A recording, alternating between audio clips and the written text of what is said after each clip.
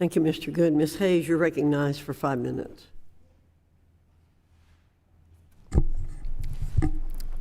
Thank you, Madam Chair.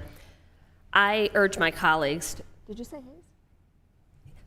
To not support this resolution. We've heard a lot about fairness on this committee, about radical regulation and what this does, and the number of people who did not take out student loans and will not benefit from this.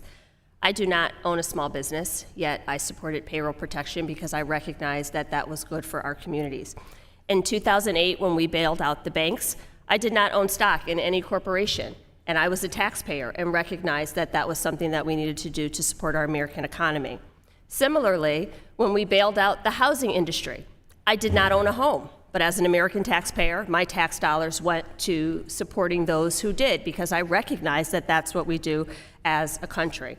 Members of this Congress and of this committee have benefited from bailouts as recently as last year and bankruptcy protection for years, for generations, and no one has said boo about those things. But when it comes to supporting young people who are just trying to have a chance to make a life for themselves, that's where we draw the line. 38.6 million borrowers will benefit from student loan forgiveness. 90% of those dollars will go to people making less than $75,000 annually. We have bailed out CEOs from the wealthiest corporations who attended Ivy League institutions, yet we draw the line at 18-year-olds trying to get a fighting chance. There's something clearly wrong with that. We also heard about useless degrees. We are at a time where we have a shortage of frontline workers. Teachers, nurses, social workers, engineers, all of the public servants in our community have jobs that require higher education. College is being framed as a luxury. In many instances, it's a necessity. These are the people who we need in our communities. And those essential workers should also come from the hardest hit communities. We should not have to import people into our communities that come from families that can afford to go to college.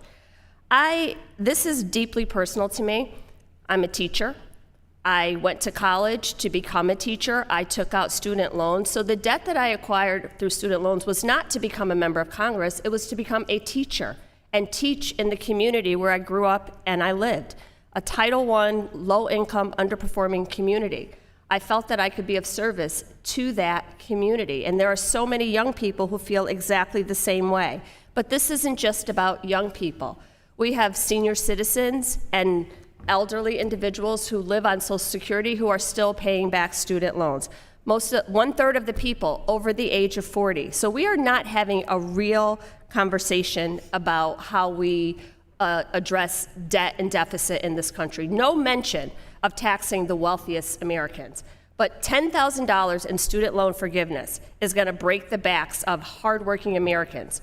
I remind people that the people who take out these loans are also hardworking Americans. They're also taxpayers. They also pay into the system that other people benefit on their dollar. So that's what a functioning democracy is about.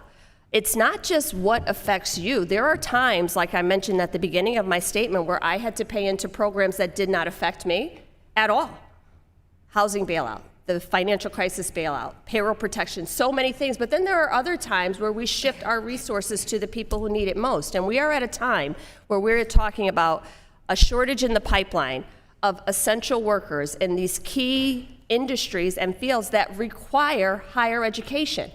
And then there was talk about graduate degrees.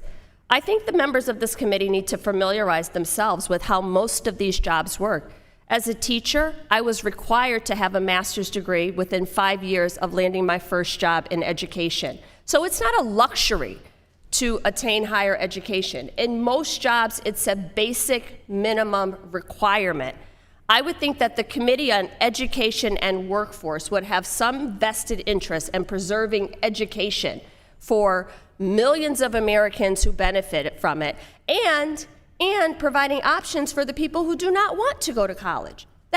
College is not our only option, and I've said that many times on this committee, but it seems like every time we gavel in, it is another attempt to dismantle education in this country.